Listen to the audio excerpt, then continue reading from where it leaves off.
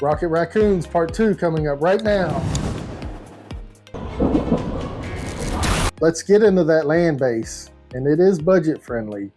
First off, we have 7 forests and 7 mountains. We have Path of Ancestry, Mossfire Valley, Rootbound Crag, Mosswort Bridge, Raging Ravine, Wooded Ridgeland, Sheltered Thicket, Tranquil Thicket, Carplusian Forest, Temple of Abandon, Evolving Wilds, Cinderglade, Copperline Gorge, Terramorphic Expanse, Exotic Orchard, Rural Turf, Reliquary Tower, Game Trail, and Draenith Ruins. Draenith Ruins is in here so that we can put counters on our non-human creatures when they enter the battlefield. We're running 6 artifacts in this deck. First up is Bootlegger Stash. It's a 6-drop, 5 generic, and a green. Lands you control have tap, create a treasure token. So at your opponent end step, if you have any mana open, you can tap it, go ahead and create treasure so that you're able to cast more spells on your next turn. We have Arcane Signet, Gilded Lotus, Elixir of Immortality. That way we can shuffle our graveyard and keep playing and keep getting those creatures out when they get killed. Always like to have a shuffle effect in the decks that I build. Soul Ring, we have Thran Dynamo, 4-drop, adds 3 colorless mana. As you can see with the artifacts, it's all about generating that mana so that we can cast more spells, get more creatures on the field, and try to overrun our opponents. We have 9 enchantments in the deck, and the first one is Inkeeper's Talent. It's a 2-drop, a generic and a green. It is an enchantment class. At the beginning of combat on your turn, put a +1/+1 counter on target creature you control. These little offsprings that are 1/1, at the beginning of combat, you can target them and start putting counters on them to make them bigger. Paying the 1 and getting it to level 2 adds a little bit of protection to our creatures. Permanents you control with counters on them have Ward 1. Now what's great about this is if you have counters on any of your other permanents, it also gives those Ward 1.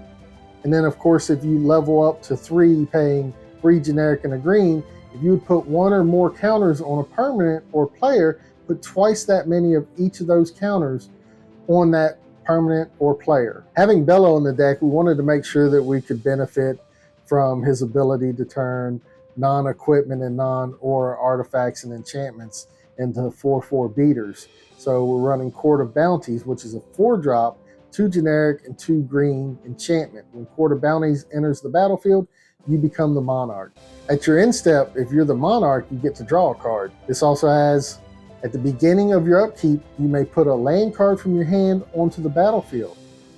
If you're the monarch, instead, you may put a creature or land card from your hand on the battlefield. This is a way that if you're the monarch, you can get a creature out onto the battlefield, and if it's a raccoon during your first main phase, it'll count towards the commander, the trash tactician, and adding that mana to your mana pool. This next enchantment is a oldie but goodie. It's Beastmaster Ascension. It's a 3-drop, 2 generic, and a green. Whenever a creature you control attacks, you may put a quest counter on Beastmaster Ascension. As long as Beastmaster Ascension has 7 or more quest counters on it, creatures you control get +5/+5. This next enchantment I've considered taking out and replacing it with something else, but I'm leaving it in for right now because until I've actually tested it and played it, I want to see how it works in the deck. It is In Search of Greatness. It's 2 green pips to play this. So 2 mana, double green, enchantment. At the beginning of your upkeep, you may cast a permanent spell from your hand with converted mana cost equal to 1+ the highest converted mana cost among other permanents you control without paying its mana cost. If you don't, scry 1. So it's a 2-drop card that gives you a scry every turn if you don't cast something from your hand. Of course, we have mana doublers because, like I said, we want to try to get these creatures out fast. We want to try to get our spells, and we want to make sure that we have the mana for it. And also, we want to ensure that we have some card draw. So this next enchantment is a 7-drop. It is Zindar Resurgence. It's 5 generic and 2 green. Whenever you tap a land for mana, add 1 mana to your mana pool of any type that land produced. If you tap one of the dual color lands for mana, whichever color you choose, that is the color that this will produce as an additional mana source. It also has whenever you cast a creature spell, draw a card. We want to punish our opponents for casting those non-creature spells, so we're going to run Cinder Vines. It is a 2-drop, red and a green. Whenever an opponent casts a non-creature spell, Cinder Vine deals 1 damage to that player. You can pay 1, sacrifice Cinder Vines, destroy target artifact or enchantment. Cinder Vine deals 2 damage to that permanent's controller. Now, we're in Gruul, we have creatures, we want them coming in bigger or we want them coming in swinging. So we have Rhythm of the Wild. It is a 3-drop, 1 generic, red and a green. Creature spells you control can't be countered. Non-token creatures you control have Riot. They enter the battlefield with your choice of a +1/+1 counter on it or haste. Now, depending on which creature you have coming in, you either want it coming in bigger or you want it to come in and start swinging. So you get to decide on that with this out, and your opponents can't counter those spells. This next enchantment I considered taking out, but I went ahead and left it in because 1, with Bellow out, it's a 4/4. It's Stimulus Package. It's a 4-drop, 2 generic, a red and a green. When Stimulus Package enters the battlefield, create 2 treasure tokens. You can sacrifice a treasure, create a 1/1 green and white citizen creature token. So this is a way that we can get our board state going big. You can activate this at instant speed.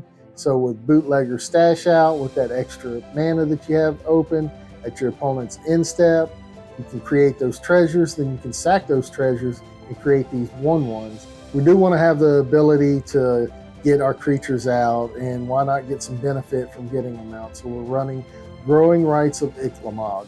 It's a 3-drop, 2 generic and a green legendary enchantment. When Growing Rites of Itlimoc enters the battlefield, look at the top 4 cards of your library. You may reveal a creature card from among them and put it into your hand. Put the rest on the bottom of your library in any order.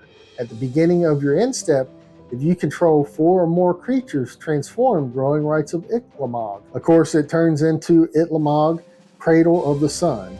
It is basically a Gaia's Cradle with the added benefit that it can tap for just a single green.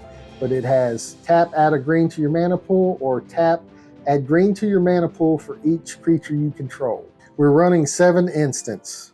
First up, we have Heroic Intervention. It's a 2-drop, a generic and a green. Permanents you control gain hexproof and indestructible until end of turn. Chaos Warp is a 3-drop, 2 generic and a red. The owner of target permanent shuffles it into his or her library, then reveals the top card of his or her library. If it's a permanent card, he or she puts it onto the battlefield. Here's a little trick with Chaos Warp. You can target your own permanents. You don't have to target your opponent. So if they're trying to remove one of your key cards, you can always Chaos Warp it and get something else in return, or at least protect it to where it doesn't get exiled. Then we have Abrade. It's a 2-drop, 1 generic, a red. Choose 1. Abrade deals 3 damage to target creature or destroy target artifact. Snakeskin Veil. It's 1 green. Put a +1/+1 counter on target creature you control. It gains hexproof until end of turn. So this is again a way that you can protect one of your creatures from that spot removal that your opponent's using, or an ability that opponent's using that targets one of your creatures. Of course, we also have Old Faithful in here, Lightning Bolt. 1 red, Lightning Bolt deals 3 damage to target creature or player. Sometimes we need to get in, and we need to be able to get in past like maybe a propaganda or a creature that's bigger than our creatures. So we're running Beast Within. It's a 3-drop, 2 generic, and a green. Destroy target permanent. Its controller creates a 3/3 green beast creature token. And this is another staple card that's in green. It's Crozen Grip. It's a 3-drop, 2 generic, and a green. It has split second. As long as this spell is on the stack, players can't cast spells or activate abilities that aren't mana abilities. Destroy target artifact or enchantment. We have 3 Planeswalkers in the deck. We have Domri Chaosbringer. He is a 4-drop, 2 generic, a red and a green. It has +1, add a red or a green. If that mana is spent on a creature spell, it gains Riot. Its neg-3 is look at the top 4 cards of your library. You may reveal up to 2 creature cards from among them and put them into your hand. Put the rest on the bottom of your library in a random order. And then finally, the neg-8 on it is you get an emblem with, at the beginning of each end step, create a 4/4 red and green beast creature token with trample. and it comes in with 5 loyalty counters on it. We have Gurk Wildspeaker. He's a 4-drop, 2 generic and 2 green. He comes in with 3 loyalties. His +1 is untap 2 target lands. So the turn after you play him, you can float mana and then untap those 2 lands so that you can float mana again so you can cast that spell. It costs just a little bit more than the lands you have available. The neg1 is put a 3/3 green beast creature token onto the battlefield, and his neg4 is creatures you control get +3/+3 and gain trample until end of turn. So it's a way to buff all our creatures and give them trample so that we can get in with that extra little bit of damage and hopefully take out our opponents. The last Planeswalker we have is Vivien, Monstrous Advocate. She's a 5-drop, 3 generic, double green. She comes in with 3 loyalties. You may look at the top card of your library anytime. You may cast creature spells from the top of your library. So again, this is a way that we can cast our creatures from not just our hand, but from the top of our library. She has a +1, create a 3/3 green beast creature token. Put your choice of a vigilance counter, a reach counter, or a trample counter on it. And then her neg2 ability is when you cast your next creature spell this turn, search your library for a creature card with lesser converted mana cost, put it onto the battlefield, and then shuffle your library. We're running 9 sorceries in the deck. First up, we have Overrun. It is a 5-drop, 2 generic, and 3 green. Creatures you control get +3/+3 and gain trample until end of turn. So this is one of our finishers that we can buff our creatures and get in with that extra damage. So if our creatures get wiped out or the board state's just not in our favor, be able to get in with our creatures, we can always reset the creatures on the board by casting Blasphemous Act. It is a 9-drop, 8 generic, and a red. This spell costs 1 less to cast for each creature on the battlefield. Blasphemous Act deals 13 damage to each creature.